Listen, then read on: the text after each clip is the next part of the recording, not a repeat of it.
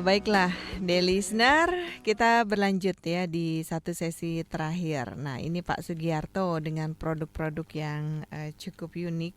Tentunya Ideco ini juga pangsa pasarnya bukan hanya mengharapkan dari lokal ya, tapi turis mancanegara juga bisa lebih banyak membeli apa ya yang dikreasikan oleh Ideco ini, Iya, begitu ya. betul.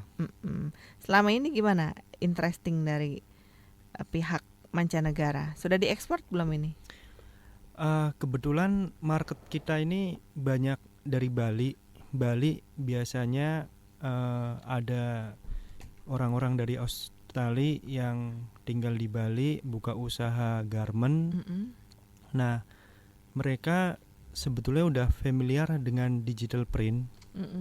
Jadi boleh dibilang desainer kita ini sebetulnya kalah satu langkah. Kalau desainer kita ini kadang masih the dressmaker ya. Tapi kalau yang di luar mereka udah familiar dengan digital print. Jadi desainer di sana udah familiar bikin motif sendiri menggunakan mungkin software Photoshop gitu ya. Nah, jadi ini mungkin tantangan juga buat desainer-desainer muda yang ingin berinovasi.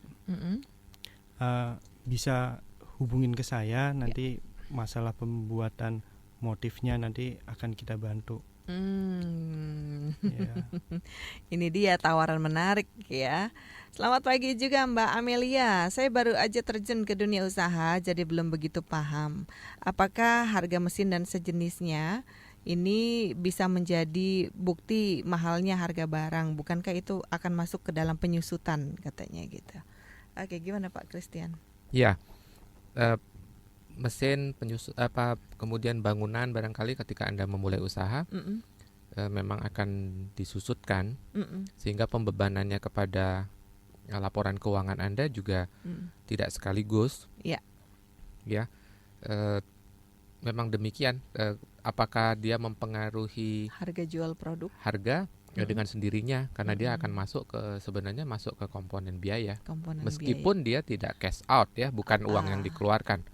Penyusutan itu memang kita sisihkan dan sebenarnya secara arus keuangan dia cash in, uang masuk. Gunanya itu dilaporkan sebenarnya adalah untuk mengembalikan modal yang sudah Anda keluarkan secara bertahap atau mengembalikan modal yang sudah Anda keluarkan.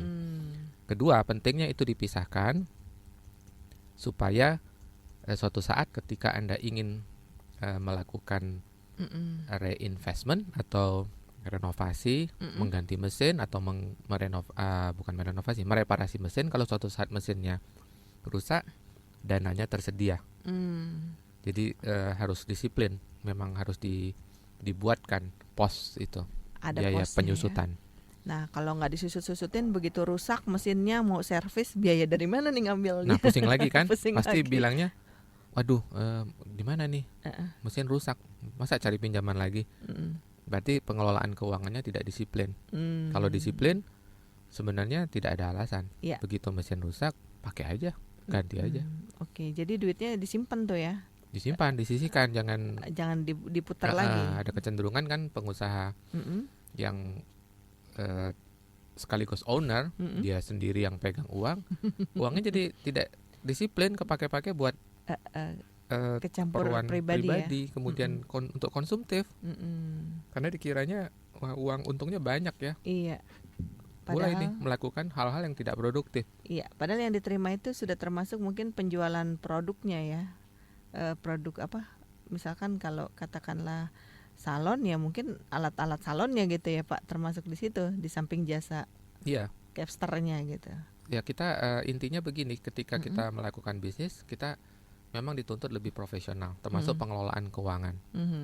Kan banyak dari kita yang melakukan bisnis tetapi tidak membuat laporan keuangan. Nah, Mbak Eti gimana? Ngasih pelatihan juga nggak kepada pelaku UMKM untuk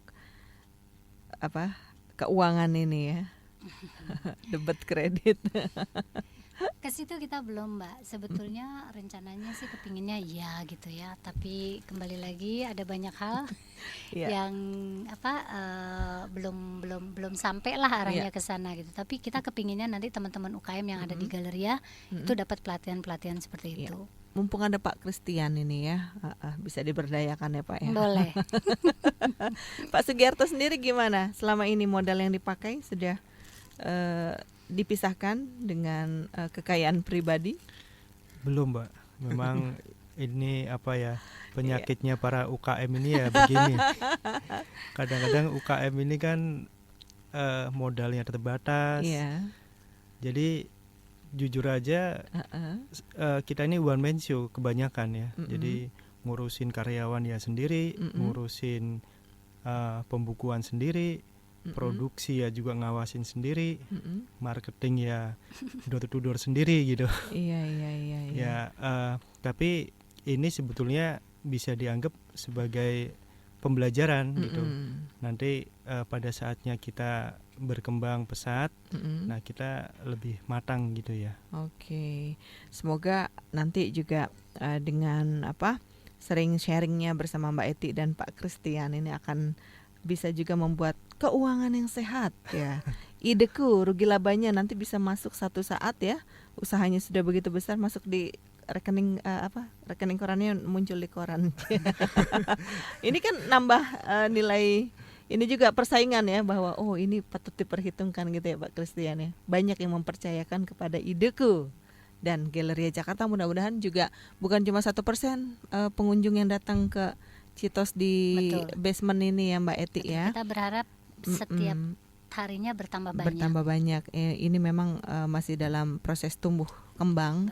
Ya semoga saja semakin baik kondisinya Mbak ya. Asal jangan tutup loh Mbak. Jangan dong. UMKM kita nanti kasihan itu dari sekian ratus, mereka punya keluarga sekian orang lagi ya kan. Kalau kita kaliin, wah pegawainya apalagi jumlahnya banyak sekali. Mudah-mudahan enggak Mbak. Iya. Gitu. Justru kita berharap Galeria Jakarta makin berkembang terus sehingga kita terus bisa memperbaiki apa-apa yang harus kita berikan kepada pengunjung. Iya. Dan turismenya juga maju dan bisa juga bergabung ya untuk memperkuat para pelaku usaha kita yang notabene 100% produk Indonesia.